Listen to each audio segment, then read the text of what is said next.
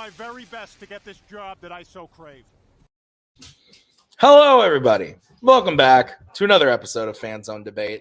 We're getting towards the end of the year here. Things are getting spicy, and we got a match that's actually has nothing to do with the rest of this season, but it will go into next season. We got Nazario, Montenegro going up against Kaleb Koho, two of my dear, dear friends. One is a crazy asshole, and the other one is also a crazy asshole. It's going to be very interesting to see what happens here today. Brian, you're here to judge this one with me, as per usual. How are you doing, sir? I thought you were describing your judging panel as well. That's fair. Except we're grumpy old crazy assholes. Yeah, so there you go. Exactly. it all works out. No, it's we've had a little bit of a break. You know, I had a couple weeks off, and now I'm back here to judge another one. And yeah, these two will be fun to hear argue. Yeah, Kirk. Welcome as well, sir. How are you doing? I'm doing all right. Excited for this one. We've infused a lot of new blood into the game this season, which is cool. But it's fun to see, just two of our most, tenured personalities, some of our bigger personalities going head to head. Just some familiar, names that we've. Everybody knows Koho. Everybody knows Nazario. It'll be fun to see them go at it. Yeah, I agree. So let's bring them in and start talking to them, starting with Mr. Koho. Kaleb, welcome. It's been a minute since we've seen you play. I believe the last time we saw you was earlier this season when you lost early to Cameron Holtzman, and that was the last time we saw you. How are you? After that match, I know you were a little annoyed, but now you're back and you get to do something really fun and yell at Nazario. Are you excited?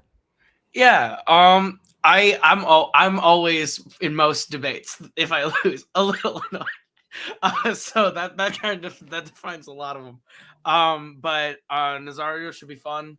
I'm certain I will be irritated within the first minute of the first argument and never stop being mad for the rest of the fight. So this should be fun. I've never fought someone as outwardly annoying as me at debate before. So this will be fun. That's fair. Let's bring in Nazario. Nazario, the last time we saw you, I believe was last year playing for the title. You went for the big one.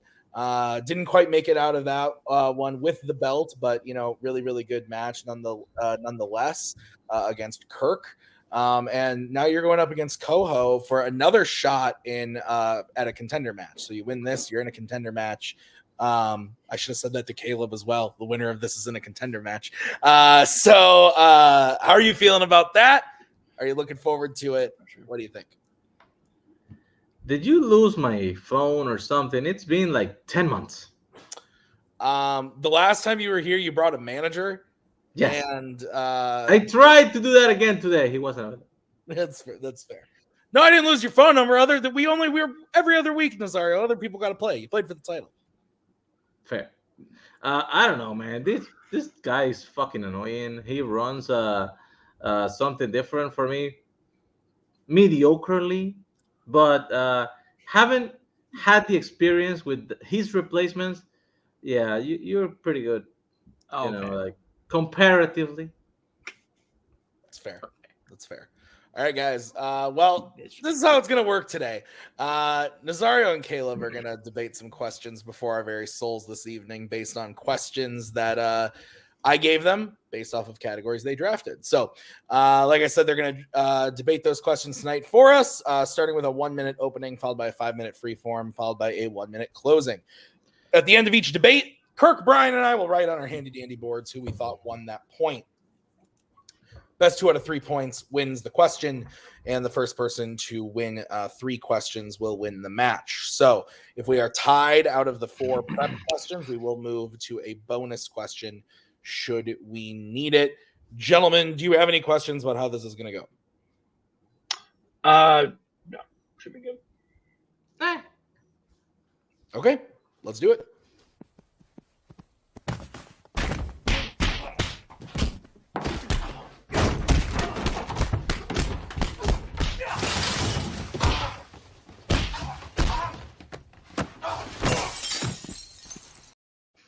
That is a great fucking movie. Oh god, it's so fucking good. All right, so let's get into this with your first question, which was drafted by Nazario in the category of directors.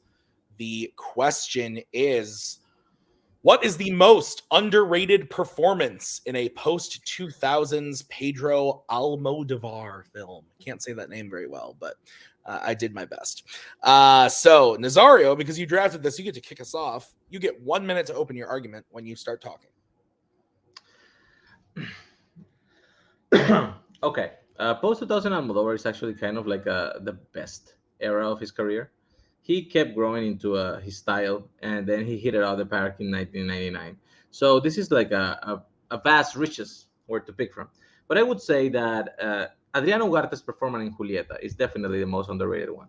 It is suffers from several small things. One is one of the few not directly written by Almodovar films. It's based on some material that he bought. He adapted it, and also the fact that she only works for half a movie, so it sometimes gets lost how great she actually is in it. She performs this character that not only has to go through the major events on the life of Julieta, who's the main character, but also has to fit into the performance of another actress who's going to replace her half movie in, that is Emma Suarez, that is an older, more well-known actress. So she doesn't have to only do the character, she also has to fit the mannerisms of a very well-known person, and it's flawless. Time. Okay, perfect. Let's move over to Kaleb for his 1 minute opening when he starts talking.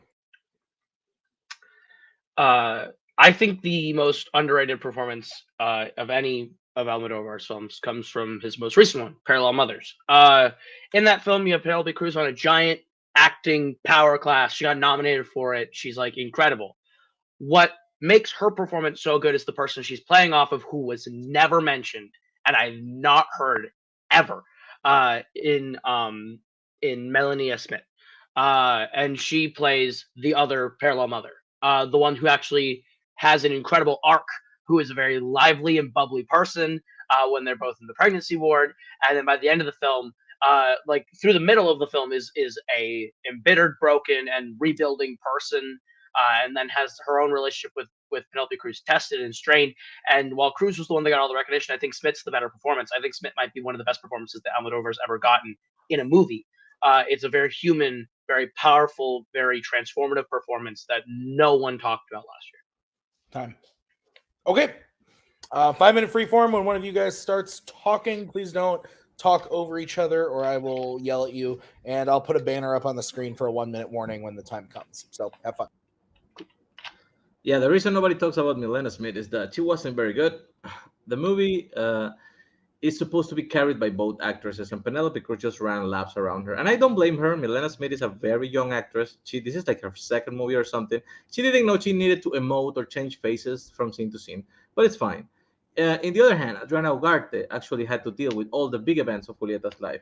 The way she meets her husband, the accident that takes his life, her pregnancy, and the Alzheimer with her mother, and she goes through it flawlessly, like I said previously. I think it's pretty crazy that you said all those things about Parallel Mothers when that is literally what happens in Julieta. Parallel Mothers as like a structured performance, Smith's better than Cruz. Like, this might be Cruz's best performance, and Smith's out acting her. You're right; it's her second performance ever, and she's creating one of the most human performances of last year, maybe in Almodovar's entire filmography.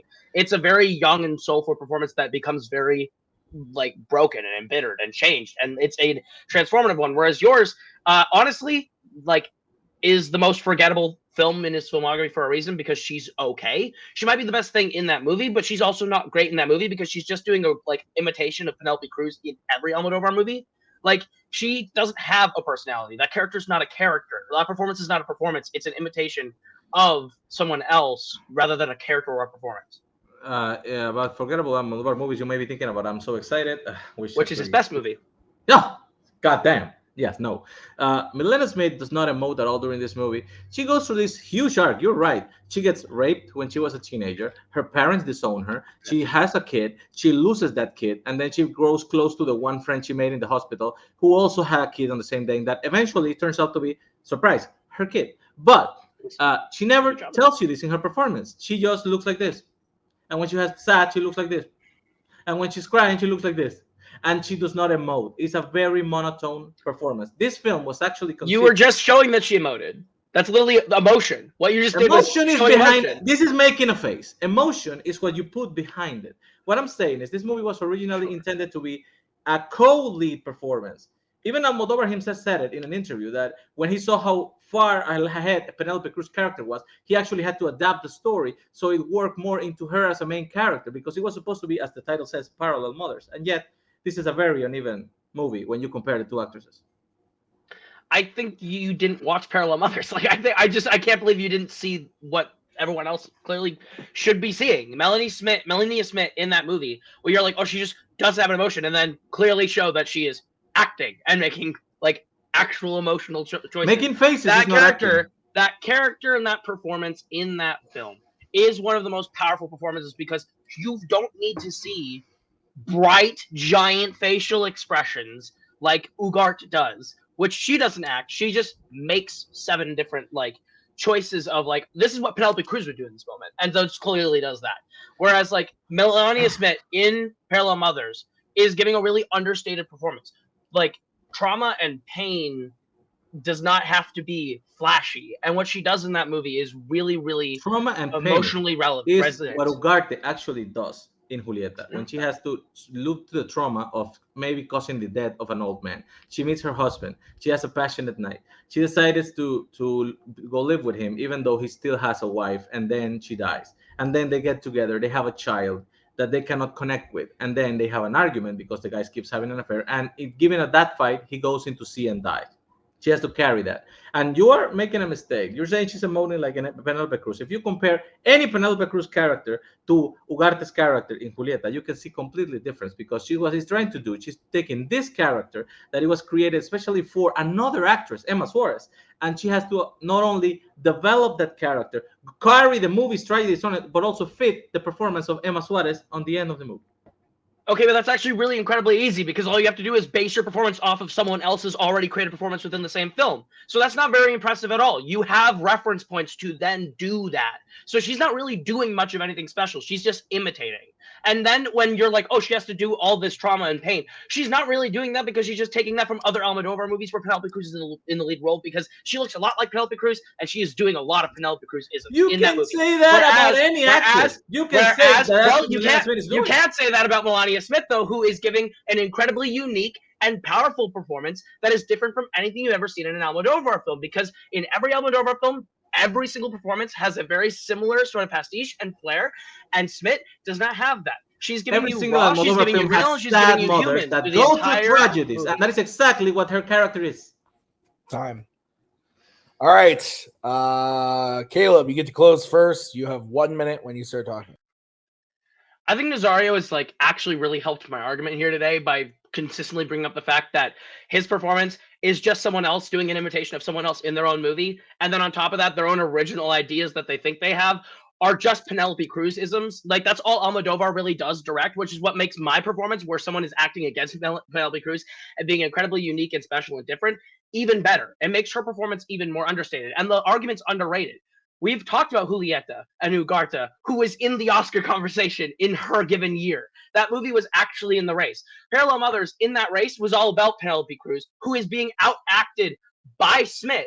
Like, Smith is doing so much more powerful heavy lifting to the point of the story. Throughout the entire film, it's that character and that performance that has to sell you on the tragedy that comes in the third act and the revelation through it all. And Cruz just gets to have the really flashy Oscar-y moments of reacting to Smith's performance.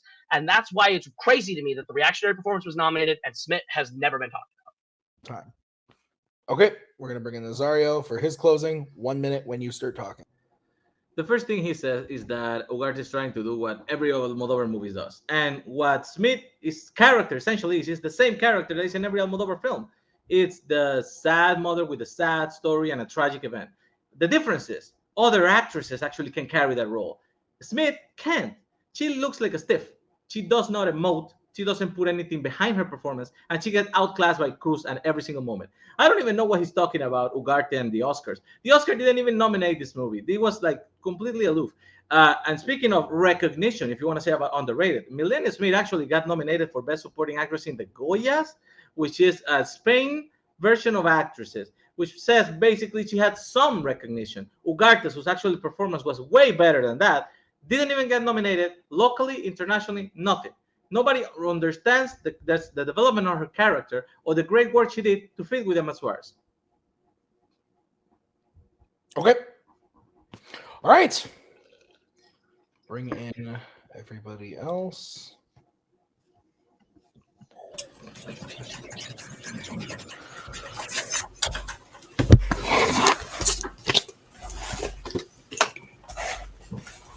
All right, judges, we ready? Mm-hmm. Sure. Okay. Fair. This was interesting. Lots of stuff about the movies being brought up, and about like what happens to the characters in the movie. It was weird. I went with Nazario. I thought that Kaleb's closing was really, really strong, but I thought that Nazario's closing was able to kind of counter most of everything Kaleb said, and I thought that Nazario's overall take on just I thought he was able to take down Koho's performance really well by saying, you know, like it's just there have been many other performances similar that are much better. Hers and Penelope Cruz is out acting her like crazy.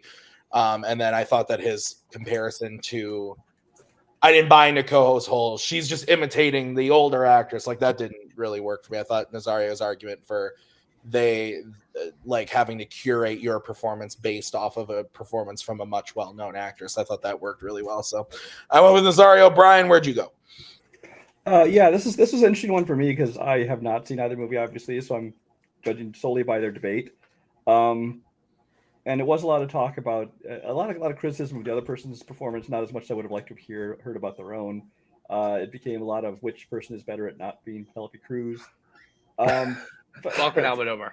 It really for me was a complete toss up towards the end. I guess that what finally won me over was in the closing. I actually ended up voting for Kaleb.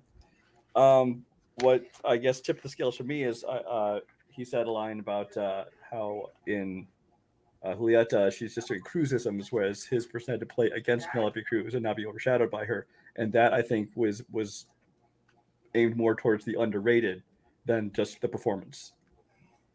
Okay, and Kirk. This was tough. I hate underrated, overrated questions because it's a trap for both players, really. Because it's two things. Was it good or was it bad? Did it deserve recognition or not? Which is just a lot of opinion. And then it's on the other hand, did it get recognition? Which is kind of hard to quantify one way or the other. So I looked for something concrete to latch on to. I think they both made good arguments, good counter arguments. But I ultimately went with Nazario because a big part of Koho's argument was how strong his actress performance was against Penelope Cruz. And the one thing that stuck out with me was when Nazario said that the director actually had to change the story because her performance wasn't strong enough. So I think that shot out in a very close contest. That was the tipping point for me. All right, fair enough. All right, so Nazario wins point number one. We're going to move on to the second question, which is going to be in the category of, as soon as I find it, DC. It's going to be the category of DC. And the question is, what is the most exciting scene in a Superman movie? So, Kaleb, you kick this one off. You got 1 minute when you start talking. It's no secret that I love Superman. Like, he's my favorite superhero. And I think one of the most exciting and iconic moments in all of film comes when Margot Kidder's Lois Lane is in a helicopter above the alien planet. And when that helicopter malfunctions, it starts coming down. There's a whole bunch of chaos happening. People are watching this helicopter fall, and she's hanging from the helicopter. And finally, she falls, and she gets caught by Christopher Reeve Superman. And he's like, "I've got you, miss." And she says, "You got me. Who's got you?" And I think that is an incredible moment, a very exciting moment to finally see arguably one of the most iconic characters in all of fiction on film for the very first time in the suit, saving someone, and have that really great moment of in this movie that has primarily been about Clark Kent, the character, and who he is and what he's about, to finally see him step into the role of Superman, to actually save someone, to finally kind of come of age in this movie is an incredible moment. Time. Okay. Let's move over to Nazario. 1 minute when you start talking. Boy, exciting and Superman in film does not go together very well. So I actually went with a different movie, actually one that I think it's way underrated, which is Superman Returns. The biggest thing this movie has is trying to fit the same chronology as the Christopher Reeve movies, but given the limitations, I do feel that the scene where Superman returns to public light for the first time during the film, while they are having an accident with the test airplane that is supposed to fly a little bit out of space, pulled with the rocket ship, is actually the most exciting thing that happens in the whole series of Superman films. He has to actually find ways to use his powers to separate the rocket from the plane. So he has to have his attention face on one half of the problem while the other one is pummeling down. And the whole time you're thinking something can go wrong here because the plane is full of people, even though it has Lois Lane though. But he has the chance to actually lose some people in choosing where to do first and who to save. The whole thing is thrilling and visually very impressive. Impressive. Strike it from the record. Let's bring in Koho. 5 minute freeform, guys, when one of you starts talking. So your entire scene is maybe the most sterile action set piece in Superman Returns, and to call it exciting is a joke, because we know Superman's going to win. We know Superman's going to save the plane because he always saves the plane. And that's why your scene is just like, hey, let's try and do the scene that we did with the helicopter and try and recapture that magic again. Whereas the magic of my scene, it's not necessarily about it's not the tension of, is he going to save the person? It's that he's saving the person. It's the excitement of seeing him in the suit for the first time and switching into the telephone booth and pulling the shirt open and flying up and saving someone. Well, that makes that scene powerful and is like the embodiment of Superman. Oh my God. And that's what makes that scene electric. Yours, however, is just a soulless Bryan Singer scene. The first thing you said is that Superman is going to save the person. It's Lois Lane on the first Superman movie when she's going to meet him. She's going to save him. It's the same thing that you're just accusing me of having. Second, he does not change the phone booth. He goes to a phone booth and he looks at it, haha, and then he opens his clothes in the middle of the street so everybody can see him, and then he changes on a spinning glass transparent door. And that's when he's changing to Superman. Koho, your scene makes no sense. It's no thrilling at all because everybody knows what is going to happen. But this is the part that breaks any kind of tension for me. It makes no sense. She's falling at full speed from a deadlift on gravity's pull, and he's flying up to her at maximum speed, and then they find each other in the middle. You know what should have happened? She should have been broken in two because that man is the strongest thing in the world. He should have matched her speed and pick him up.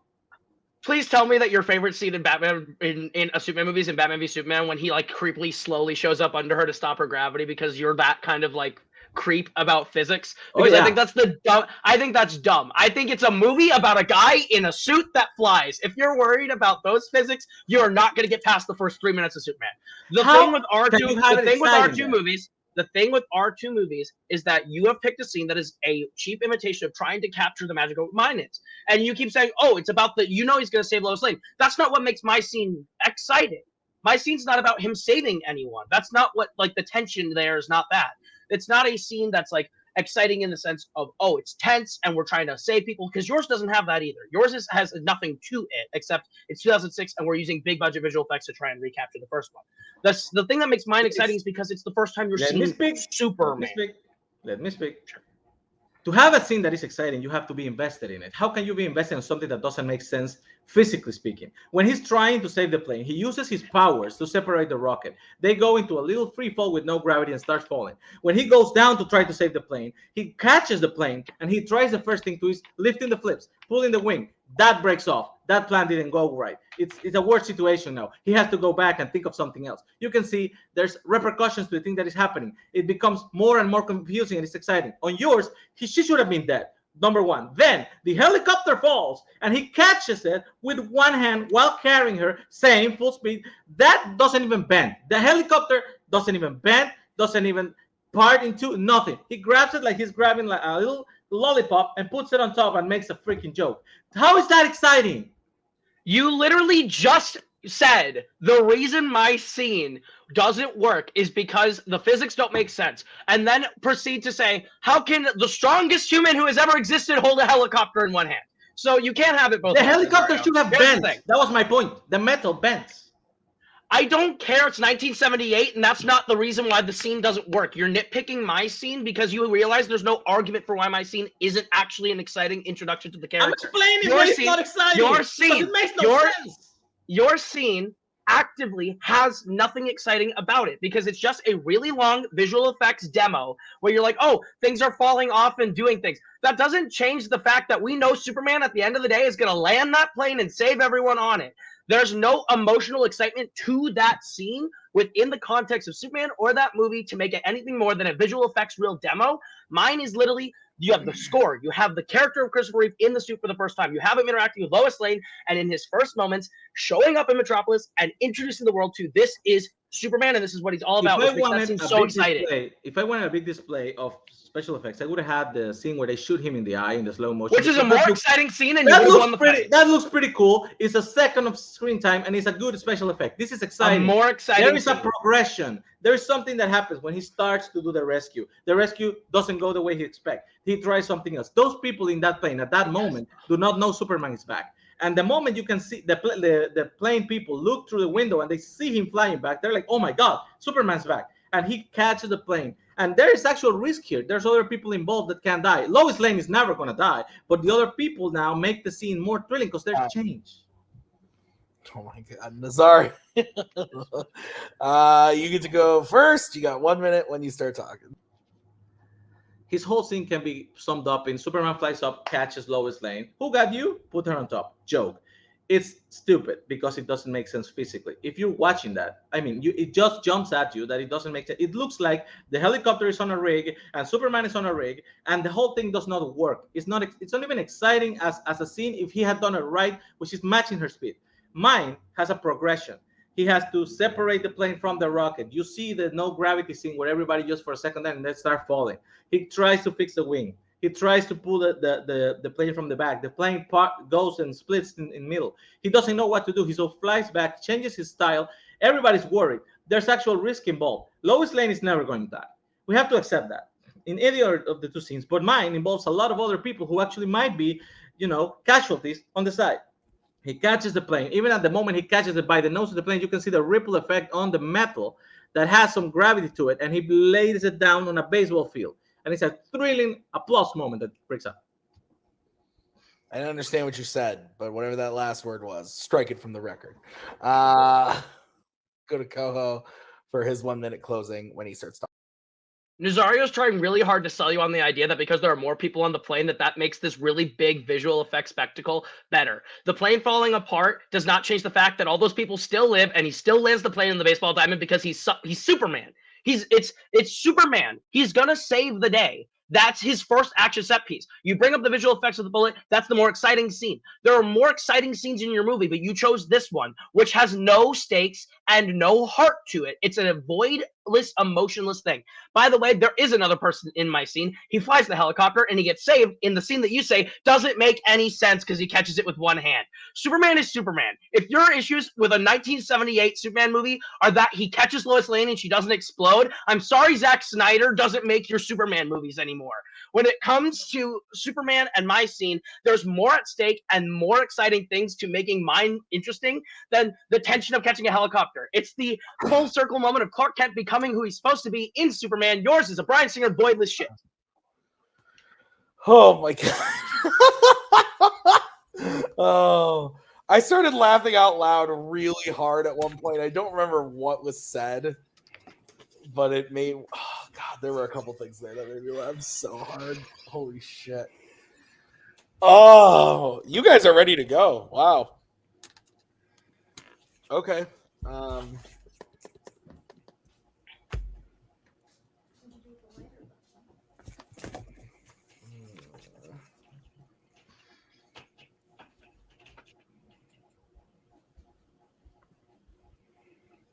Okay. Kirk, you're going first. And you're muted. Everybody ready to go? Yes. Okay. Yeah, this is one of those fights where you could tell one person was pretty passionate about it, and one person wasn't necessarily that passionate about it. I think Nazario kind of admitted that at the beginning, and that's part of what won me over. I did go with Koho. I think Koho. At first, I was like, "Oh well," I was equating action and excitement, and I thought, "Oh, there's a lot more action in Nazario's scene." But Koho really sold me on how the excitement comes in seeing Superman, him introducing Lois Lane, hearing the score, all that stuff. And I think Nazario just got too hooked up on physics. And I think there's a lot of examples out there of bad physics in exciting movies. So I kind of had to throw that argument out. I think Koho handled this one pretty well. This is a lot closer for me, I guess. I guess I'm just a dumbass. But I had a lot of fun with this one. I thought they both did really good job because I didn't throw out the physics thing because we're not talking about every other movie. Like it was tough. Like I think it's bullshit too, but like I had to take it at face value in my opinion, what he was saying.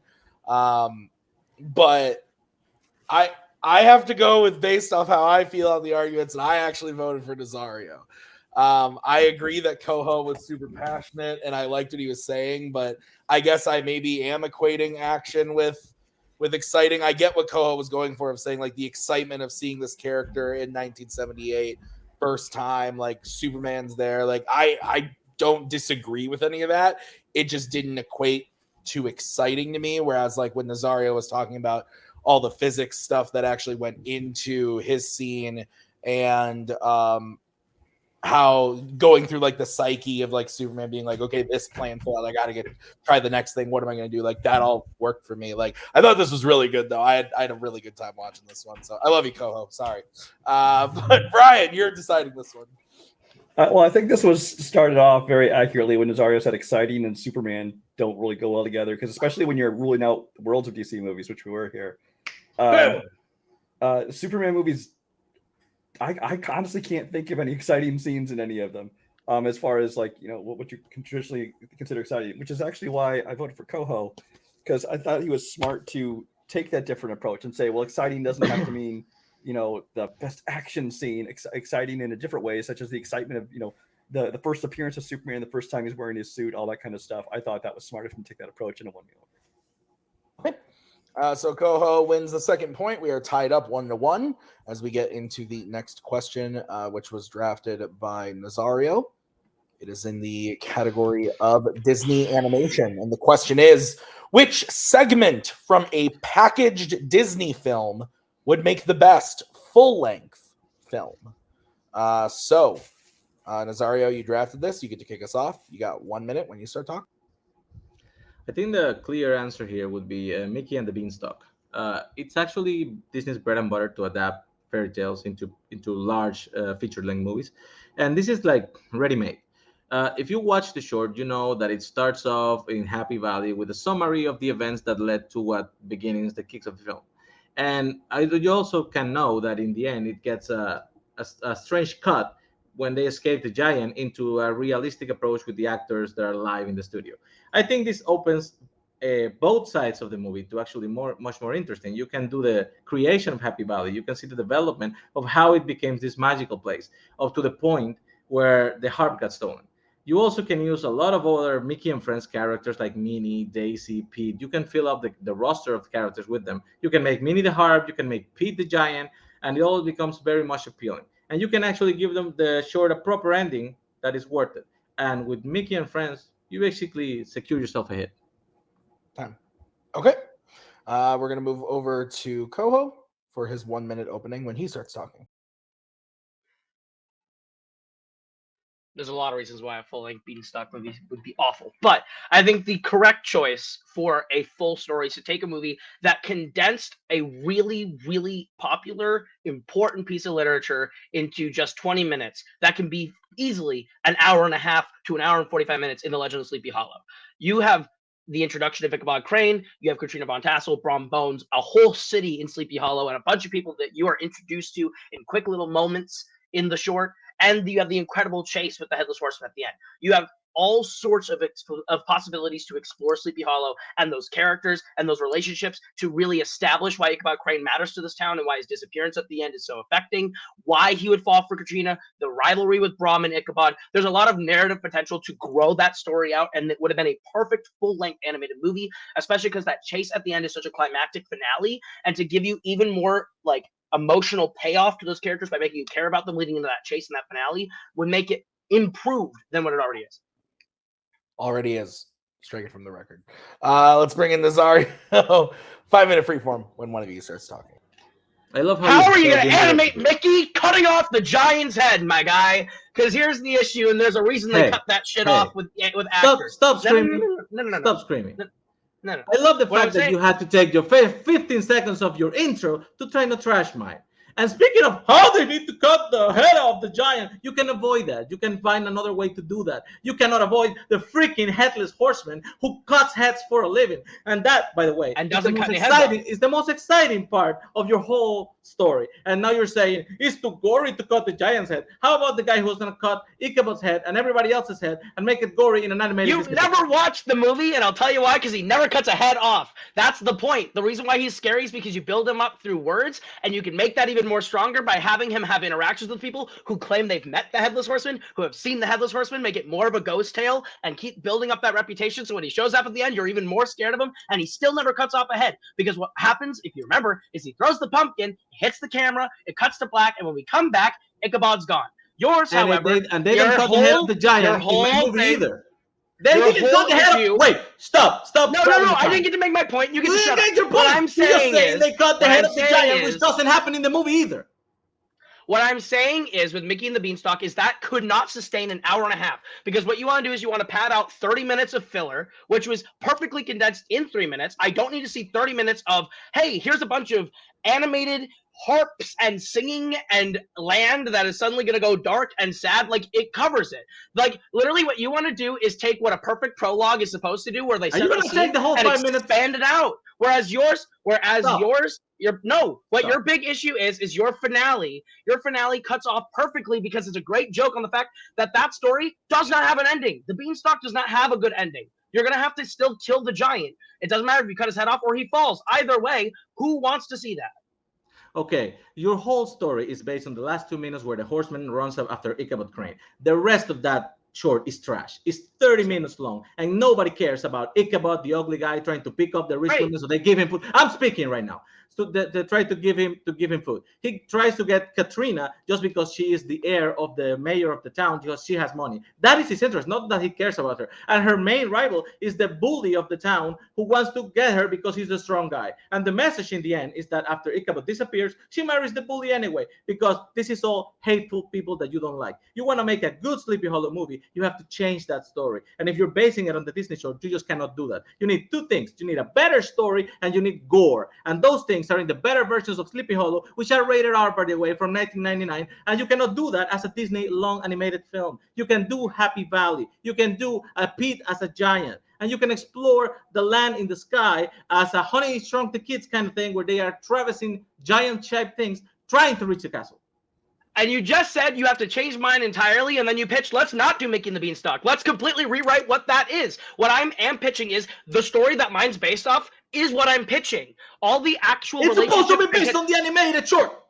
Except that the animated short that they have there is already great and has a lot of potential. So what you do to expand it is take the stuff that they cut from the original source material, which is why we care about the characters, how they interact with each other, their motivations, the whole town around them, why the Headless Horseman is scary, why that matters. Make a movie leading into the chase, and that movie is even better. Whereas yours, you are fundamentally changing. You are fundamentally changing what I'm saying. You are fundamentally changing what yours is about, Nazario. You are literally taking what is a great short and cannot be longer than 20 minutes and want to make an hour and 45 minutes. You want to make Jack the Giant Slayer with Mickey Mouse in it. The story is not fit for feature length like that is one what time. You are Mine saying is. Because you have no imagination, and literally you're pitching the same thing that I'm pitching, except mine actually can work because the people in Happy Valley are likable. You can see the development of the town. You have the characters from Mickey and Friends that actually can fill your valley with likable characters. You can develop the story,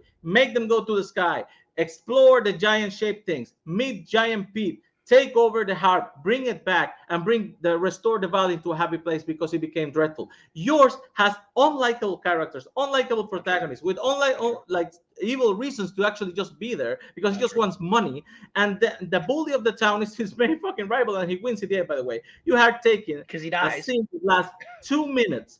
2 minutes. That is the amount of horsemen you get in that short. And you're saying, you know what? Let's just pull it away.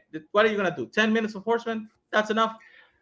No, the whole point of mine that I keep saying is that there is a whole world of characters, and that Ichabod is a good person and a nice, likable character. But because in the short that you didn't watch, he has more to give. All right, Koho, you get to go first. You got 5 minutes when one of you starts talking, or when you start talking, and you get The 1 point I've minute. been I said 5. You get 1 minute, Sure. sir. Thank you.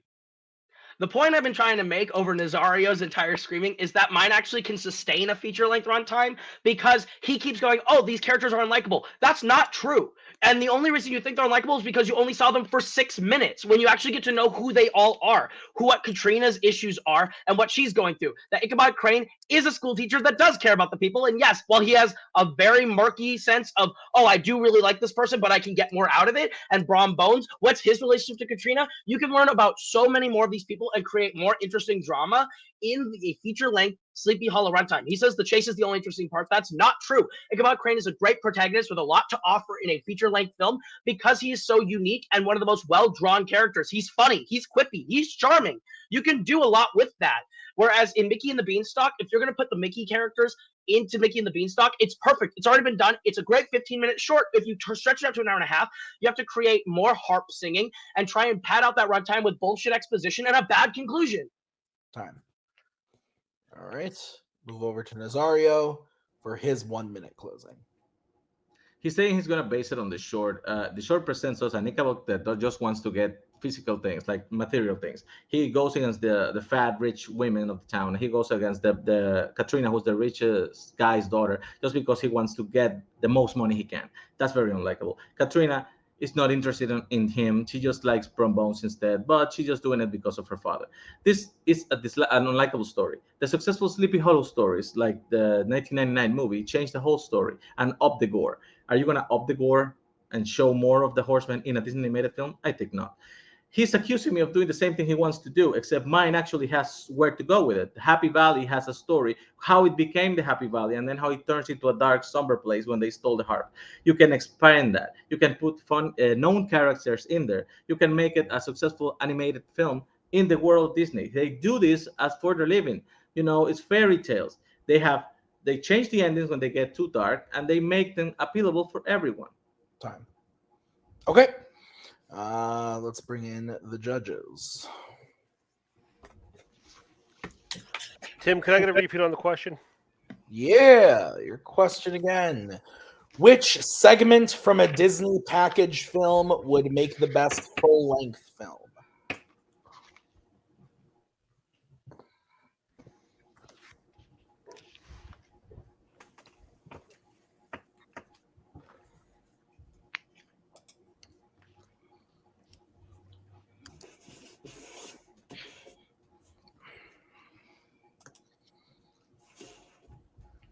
You guys ready? Yeah. Yes. Okay, Brian, you're starting. I would first like to remind both contestants in the next rounds to remember the rules of let each other speak and don't yell over each other. Thank you. That being said, I voted Nazario this time. I thought that he made a really good point when he was talking about how his story has a room to expand and things that places you could go with it. Whereas he talked about how Sleepy Hollow was already padded with stuff just to get to the length that it was as a short. Kirk. This is close. This is good, and I don't want to remind you to let each other speak because that was the most entertaining fight so far. So, no, yeah, it was tough. I think you both made good points, but I think the reason I asked for repeat of the question, it doesn't necessarily have to be an animated movie from the way I interpret it. So, some of the stuff that was argued, I think, kind of cancels out with that. I think they both, and it basically became a pitch. So it became whose movie I want to watch the most. And for me, it was Koho. I think when Koho started talking about getting into that source material and expanding on the characters and getting to know those characters better, getting to know those motivations. That's what really piqued my interest the most out of anything either of them had to say. So I think Koho edged that one out just a little bit. I'm a big Disney guy. People know this about me, I think. And I don't like either of these shorts, which is weird. But going based off the arguments, I agree with Kirk. It is kind of almost a pitch question in disguise. And I thought that both, the arguments of like, they both kind of said like, expand the story, like do this, like those kind of like cross each other out for me. This was tough for me too. Ko, I swear to God, I don't hate you. I did go with Nazario. I thought that at the end of the day, Nazario's pitch of like taking all of like the classic Disney characters, filling them into the story, and like honestly, a big point against Koho too was like right out of the gate. Koho was like, I'm gonna expand the story with like everything, and then, but how are you gonna cut a head off of something in the Beanstalk? And Nazario was like, you're fucking telling a story about the Headless Horseman. What are you talking about? I thought that was really good. But I swear to God, Koho, I don't hate you. This happens every now and then, and I feel terrible, but it's how I feel. So Nazario wins the point, making it 2-1. But we are going to move into the final prep question, which was drafted by Mr. Koho in the category of classics. The question is, what is the best pre-1950s Jimmy Stewart film? So, Koho, you get to kick this one off. You got 1 minute when you start talking. I think the best and maybe most important movie that Jimmy Stewart ever made in his career is Mr. Smith Goes to Washington. I think that Capra and Smith craft what is still to this day the shining example of what one of the most infuriating aspects of humanity is, and like prove that you can have goodness in places and change people who don't see the same as you or have different motivations than you, and that at the end of the day, all it takes is one person to change a nation and change a system. And I think that's what's really special about Mr. Smith. And that comes down to Stewart's amazing performance with the filibuster scene. That comes down to Capra's brilliant direction of like Claude Rains as the seedy politician and the people who control him and their motivations to get a dam put in, and Jefferson Smith being like, well, I kind of want to do this. And when he then becomes their pawn and being the person that gets like scapegoated for all this, I think it's something that you watch and it's super realistic, but yet is also a championing for the best in humanity. Time. Okay. We move over to Nazario. You have 1 minute when you start talking. I believe this is pretty straightforward. The best pre-1950s Stewart film is It's a Wonderful Life. It's a classic for a reason. It's an actual story of an honest-to-God good man, and how that can make a change into not just your life, but as everybody you interact with, and even in a small town, how the ripples effects can touch everybody's life. This was a very unlucky man. The things that happened to him, he kept rolling with the punches. He had plans. He had grandeur planned for his life, and he always had to make a tough choice and sacrifice the needs of himself for the needs of his family and the needs of his town. Even when things were planned to go a different way, he sacrificed because others, to give the opportunity to others, like his brother, to move on instead. And when they show you in the end, when everything just falls apart, and he just wishes to die, the life of all these people were touched by him, it's just a beautiful moment. Time. Okay. Hey, I've seen both of these. 5 minute free form when one of you starts talking. So we both picked two really good movies. This is going to be a really hard fight. I'll say that right now.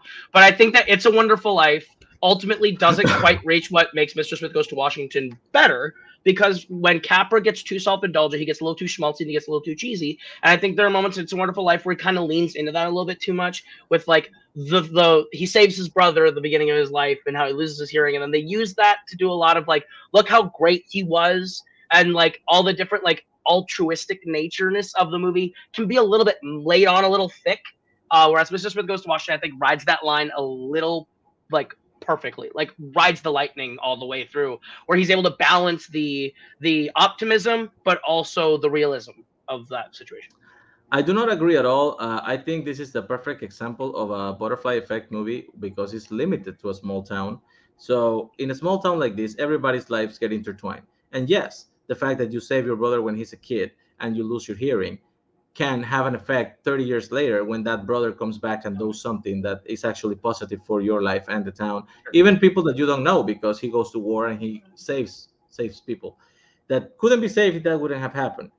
In the case of Mr. Smith Goes to Washington, it's kind of the same spirit. It's the same. One person can make a different thing, but they decided to make James Stewart a bad character because Mr. Smith is a simpleton and naive to a fault, and it's not realistic at all that he would be put in a position of power like this, just because the son of the governor likes the Cub Scout leader. Okay, I'm gonna save you right now. That whole situation is actually one of the most realistic because that actually is based on real life. Like that whole thing is really based on the fact that a governor would appoint a senator to go to Congress in the place of a death.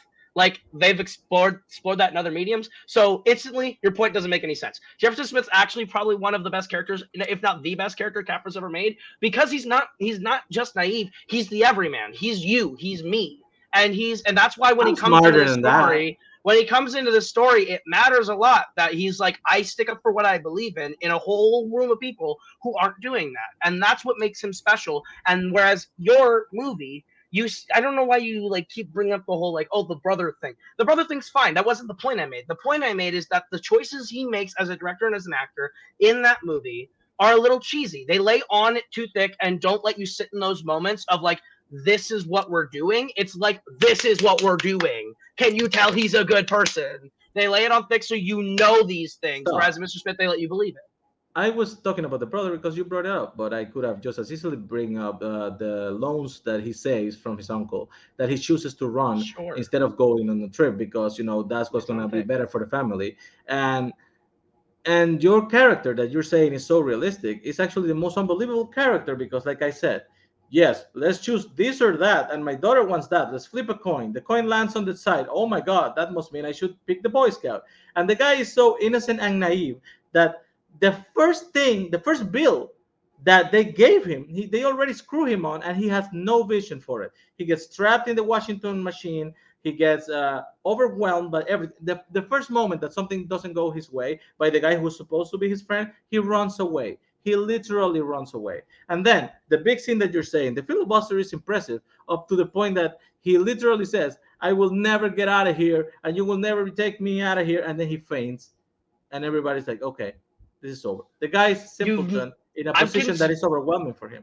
I'm convinced you've never seen the movie because that's like the whole point is that he believes so strong. He's literally the head of the Boy Scouts. Like he's like a Boy Scout. I just said he's a Boy Scout. He comes into Washington with that optimism, and his first bill is to help the Boy Scouts that he came from. He's supposed to be. This is what the average American is. He believes in the system that they built. When he gets to Washington, it's not that he's overwhelmed and runs away. He's in Washington and wants to see all the sights because he loves America. That's like the whole point of that scene. Whereas again, you are trying to hammer the unrealistic nature. My movie is about the point that what we can be. It's a look at what we can be. What I'm saying is that the movies are the same. It's the effect that one person can have on a town, on a city, on a world. Mine just does it better than yours. Yes. No, it doesn't. Because mine minimized it to a small town where you can actually see, tactile feel the impact of the repercussions of the things he chooses to do. And he makes logical choices. Things that make sense. Every time you can see him in every decision that he takes, how he takes the harder road just because it's the right one to take, not because it's commonly. Yours is basically a fantasy. It is basically yours. Your guy literally dies. Fine. What? All right, Nazario, you get to close first. You got 1 minute when you start talking. It's not realistic that a person in that position would get thrown up into Washington like that. He goes to see the sights. He's just awed and awestruck at everything. He gets a picture in the paper and he doesn't know what's going on because he doesn't live in that world. It's not realistic. Like I said, he gets tricked immediately. And then as soon as his friend betrays him, he runs away because he doesn't have the mental capabilities of dealing with stuff like that. It's just not a realistic movie. Everybody likes the filibuster. It's inspiring to see. It's just like Forrest Gump. A simple man can do great things. It's just it doesn't work. I think when they go smaller with It's a Wonderful Life, it's more real. You can see him. He's put in realistic situations. When he loses the money and he feels like he wants to die. Yes, he has this moment where he's weak and he wants to kill himself, and then you can see everything would have gone differently just if he wasn't there. Because in a small town, every little thing you do can repercute, and you being a good man matters. All right, go over to Koho, who has 1 minute when he starts talking. I genuinely don't think Nazario understands the question because he's arguing what's the most realistic Jimmy Stewart movie or who's the smarter Jimmy Capra character. But like that argument is what's the best movie.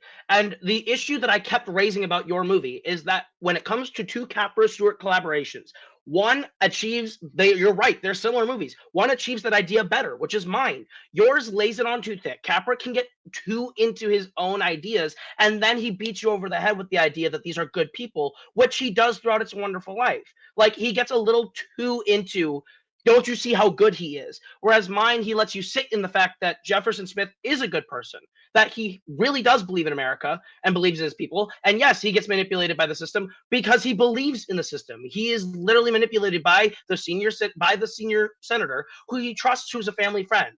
Like, and that's the whole thing, is this movie is a look at what politics are and what they can be. And it's a beautiful, optimistic movie about what we can do as humanity. Yours is cheesy. Cheesy. Straight from the record. Okay, let's bring in the judges. He literally has Captain Jack Sparrow in his thing. Good thing it's not a Captain Jack Sparrow question. What do I have Captain Jack Sparrow in my thing?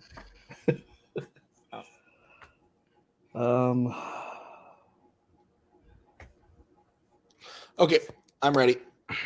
I'm not. Hang on.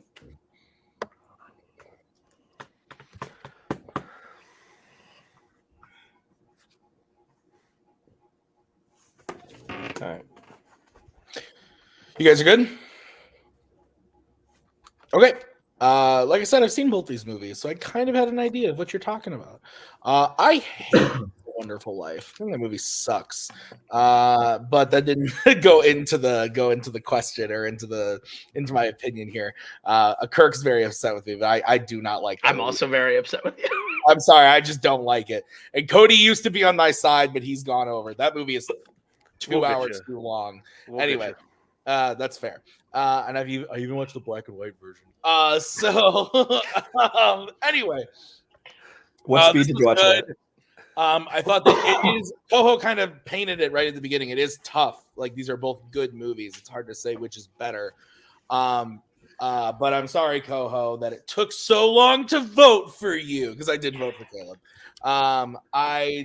I thought that Kaleb did a really good job of saying, like, both of these. I thought his closing was the strongest thing that kind of led me over, was where he said both of these characters in these movies are Capra putting Jimmy Stewart as like a really good guy into in a really good movie, but in It's a Wonderful Life, it's just laid on a little too much. It's too he goes too deep into it to the point where it's almost kind of obnoxious, versus Mr. Smith Goes to Washington, which it lets you sit in there and also see the drama of his situation, and it has like a hopeful like both have hopeful messages. But I thought that Koho did a good job of illustrating why his was just the better of two very good movies. So I went with Koho. Brian, where are you going?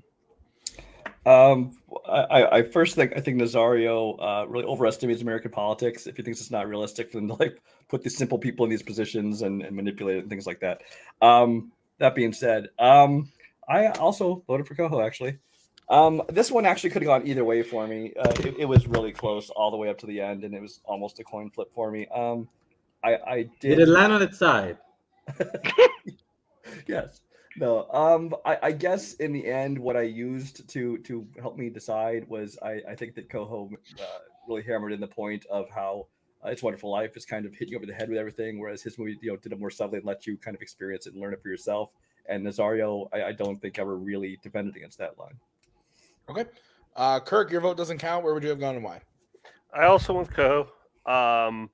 I feel like Koho did a really good job of kind of turning Nazario's argument around on him.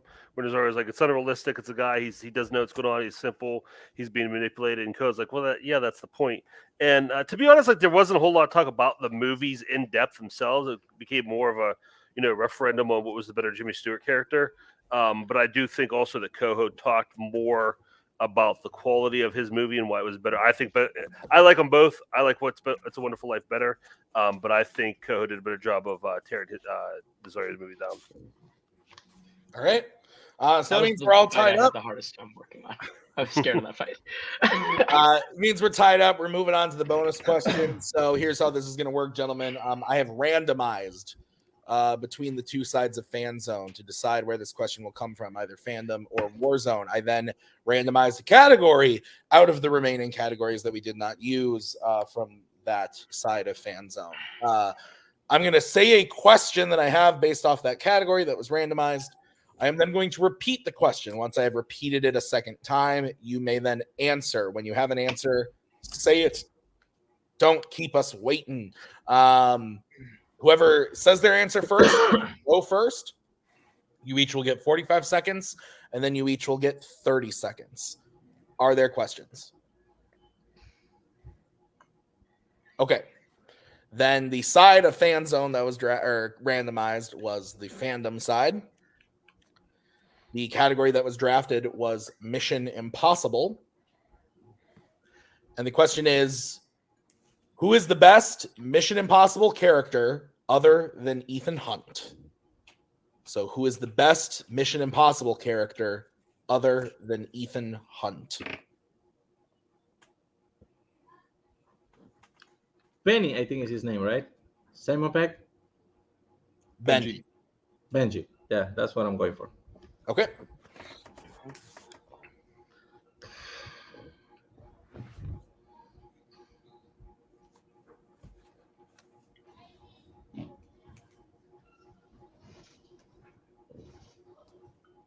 This is actually really hard.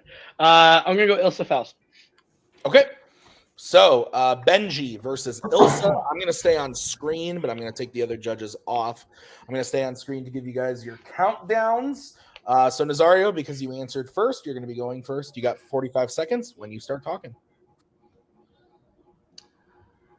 I think actually the best thing J.J. Abrams did to the franchise in general was include the Benji character, because they had done the first couple of movies with Luther trying to be the brains of the operation. But I think the fact that Ving Rhames is so big and so imposing kind of detracts from that side. So he needed more of the nerdy guy, the techie guy, to balance the fact that they are very focused on Ethan Hunt's action.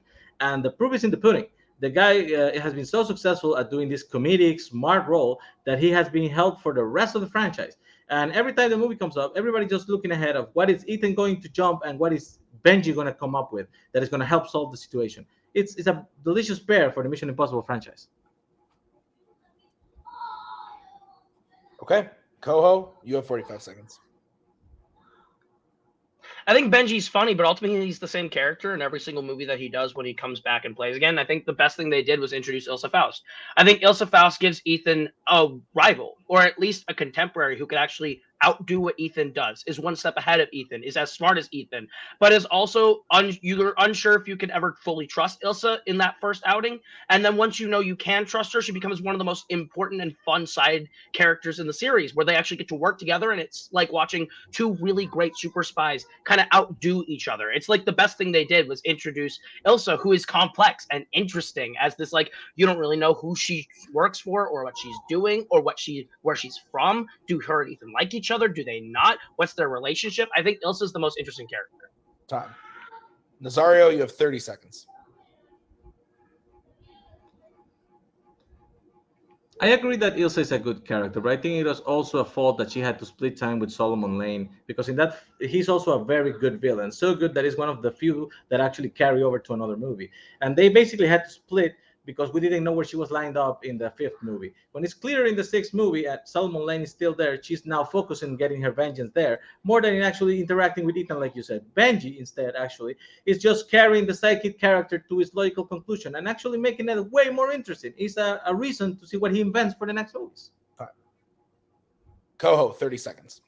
He makes fun gadgets and he says funny things, but he's ultimately the same throughout, and you haven't really rebutted that. The thing with Ilsa Faust that you actually just brought up that is great is that in the second movie, when we know what side she's on, her revenge plot is the most interesting thing about Fallout because it gives her a new dynamic and a new interesting angle to go for, and she goes after Solomon Lane, and Ethan has to keep her from killing Solomon Lane.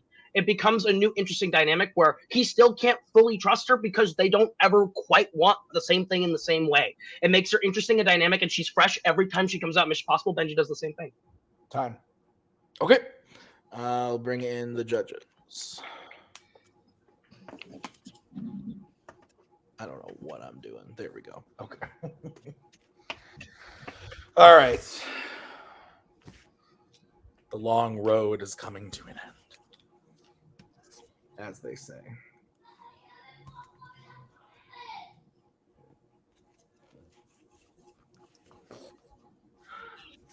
Okay. How are we doing, judges? I'm good. I'm all set. Kirk, you're kicking us off. All right. Yeah, this is a tough one. I think they both came up with good characters, for different reasons. But ultimately, I did go with Koho. I think he gave us enough. Nazario, and I agree with Nazario. Benji's a very fun character. That's probably who I would have picked. But I don't think he gave me as much as Koho did about the character and what makes him interesting, what makes him unique. I think him talking about the villain in the second part of his argument, instead of talking about one of the two characters, kind of hurt him too. But I just got a little bit more from Koho. Okay, I'll go next. These were the characters I immediately thought of when pitching the question. There are a lot you could choose from. There are a lot of great characters in this series. But these were definitely the two. And I thought they both brought up interesting points. The thing, I thought they were pretty even. The thing that kind of won me over in the end, I voted for Koho. I think the thing that won me over in the end was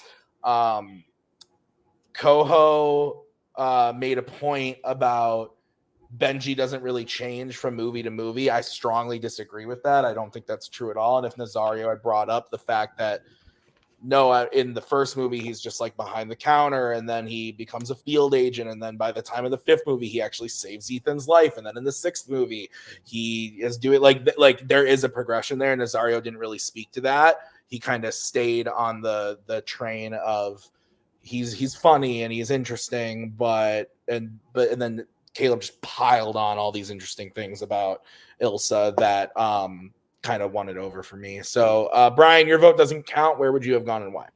Yeah, I think it's hard to do much rebutting in a speed round because you don't have much time as it is to even pitch your own.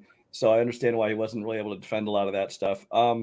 In Nazario's opening, he absolutely had me with Benji, but I actually ended up going with Koho because I thought that he did a good job explaining how his character is more complex, and you don't always know what her loyalties are, what her goals are, and everything. And is she a foil? Is she a contemporary? And so while I love Benji as a character, and given more time, this debate couldn't have gone a different way. But given what we had, I voted for Ilsa with co-host choice. Yep. So that means your winner is Kaleb Koho. We're gonna start by talking to Nazario. Nazario, great match. I think you played really well. I voted for you 3 times in a row, much to the dismay of your opponent. But I thought you did really, really well tonight. And even in the match, in the questions that you lost, I thought you did really well. You haven't played in a while, but you're back and you played this match. How are you feeling?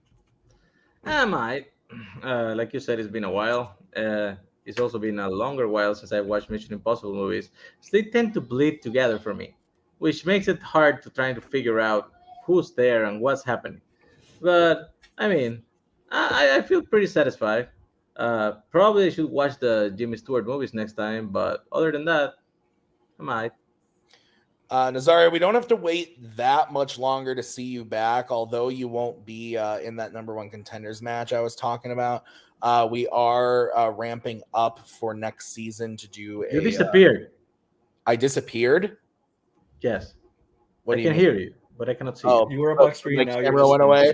That's weird. Okay. Well, can you still? Oh, yeah. There I am. Hey, that's weird. We are ramping up for a tournament for next year that you will definitely be a part of. Is there anybody that you want to debate come that time? Mike Hanley.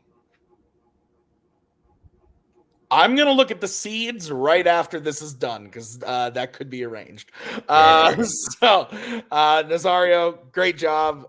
Thank you for playing. We'll see you next time as we bring in the winner, Kaleb Koho. Kaleb, welcome. You won. This is your first win of the season. And now you're moving on to a number one contender match next year. So we don't know who you're going to be playing yet. It might still be Kirk if he retains the belt. Or it could be either Brandon Cohen or Bill Carriola. We don't know who he's going to be playing yet. So one of those three people in the title match. But you're moving on to the contender match. How are you feeling about the match today? And then we'll talk about that. Sure. I was really not confident coming into today's debate. Just because I try and keep my prep my 5 bullet points on each question of what I am going to bring into the match, and then try and keep it loose so I can rebut in the moment what he has. I don't want to script it too much. And this time I really only had about 2 bullet points per question, so I wasn't quite sure if I was going to win too many points. I wasn't quite sure if my prep was strong enough. And I'm happy it kind of worked out. I just basically came in with the thought that if I can push it to the speed round, then I feel like I've got a good shot. I'm at my most comfortable in the speed round. I feel really good when I can think on my think on my feet and come up with stuff right in the moment. I feel pretty good. I'm glad this is over. I'm glad I don't have to argue with Nazario on those Mr. Smith and It's a Wonderful Life question again, because genuinely did not want to fight that one because I would have rather fought for It's a Wonderful Life than Mr. Smith, but it worked out. So there we go. So this does mean that you're going to be in the contender match. It's the season opener next season. The contender match, the first 2 matches of the season next year, the number one contenders match and then the title match. So you're going to be going up against either Jacoby Bancroft, or Cody Newberry. Oh no, I hate both of these.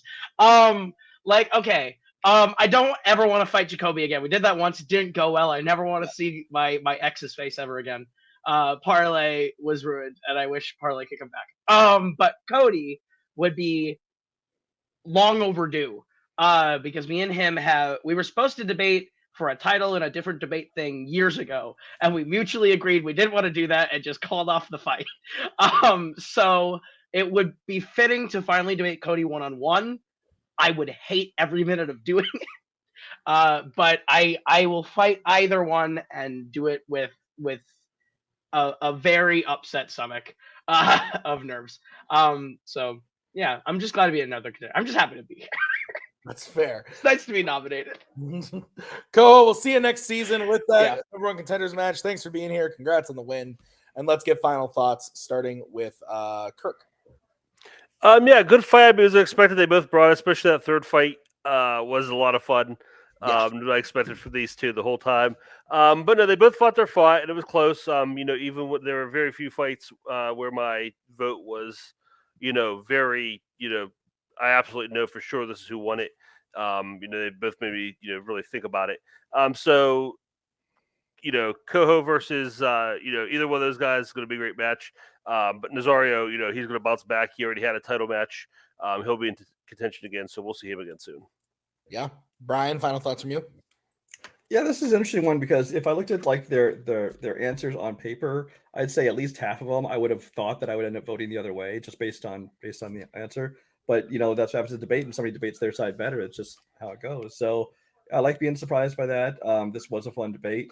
I'll be fun to see both their next matches, especially if it's like Mike and Nazario and Mike. That'll be a fun one to watch, obviously. And if Cody happens to win, Cody and Koho always argue, why not get it, recorded for once?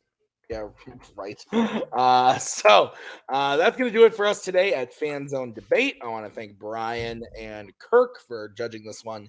Thank you to Nazario and Kaleb for putting up a great match. We'll see you guys real soon with the next one, which is going to be Jacoby and Cody. We'll see that, and that might actually be next week. I think we're only 1 week away on that. That will be right away next week. And then we got the contender match 2 weeks after that. So between Brandon and Bill. So we will see you guys real soon with those matches. Until then, have a good one. There we go. Thank you very much. Please come again. We have a lot more groceries.